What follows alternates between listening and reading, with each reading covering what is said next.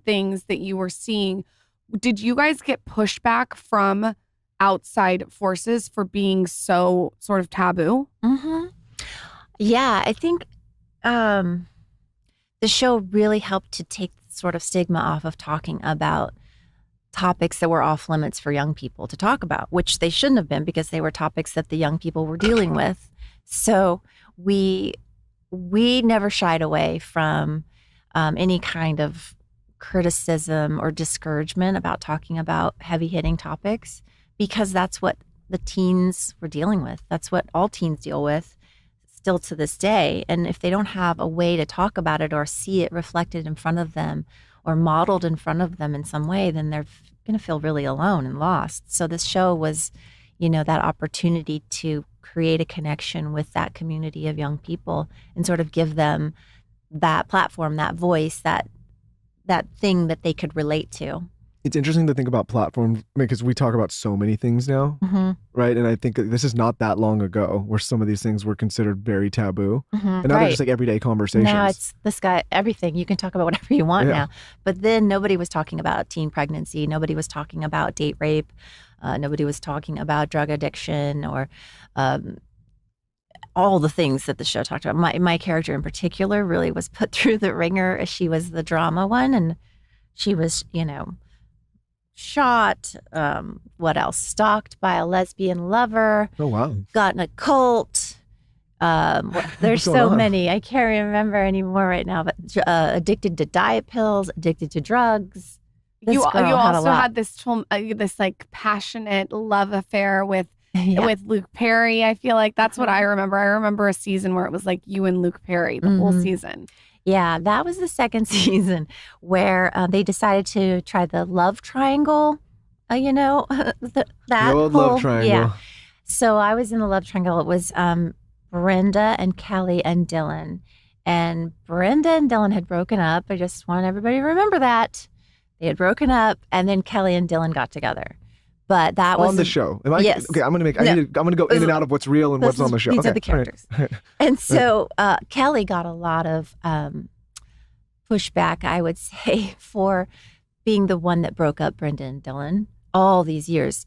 Go to any convention, go to any fan forum out there right now, and there are heated debates about who likes Brenda and who likes Kelly. Is it weird being an actress when people like believe so deeply and they think you are the character? Yeah, right? And then they can't let it go and realize like, hey, this was just a part. And then they see you in real life. Is that strange sometimes? It is very strange because the fans of Beverly Hills 90210, the original show, are so devoted and committed and loyal, and that's why they're amazing. But they are also at the same time, it sometimes does feel like stuck in time, like that's not real. Those were characters, and I was just reading the lines and doing what they told me to do, but it did translate into who liked me and who didn't like me in the real world. So and it still is that way, and that's the craziest part about it. John Stamos, in his book, he writes about how he, for so long, tried so hard to step out of the Uncle Jesse role. And he said that he just did this Broadway play with the guy from Star Wars. He did it with James Earl Jones, and after someone said like a Darth Vader line to him, and it's like, oh, okay, this is just. He's like, they all did this beautiful play, and it was like so much applause, and everyone loved both of them on stage. And John Stamos thought, I'm going to walk out of here, and they're finally going to recognize me for this other role.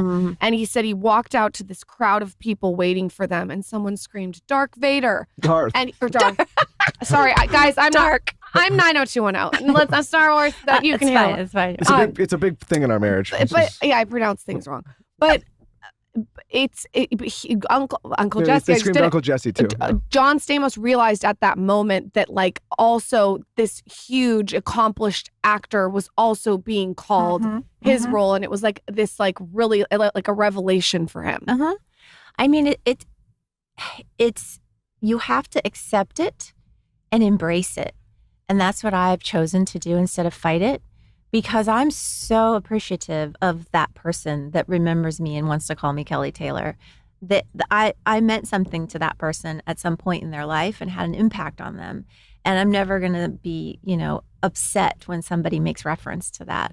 And like you said, loyal fans or followers of your work will follow you at wherever you go and watch whatever you do or hear whatever you have to say. But they're always going to remember that first time they fell in love with you or that character that you played that had such a significant role in their life. I also think it shows that you guys are remembered for these roles that you were so good at playing the character. It shows you were such a good actress or an actor. Like that's what I told John Stamos. I was like, I mean, that's cool that people associate you. They really believed you were Uncle Jesse.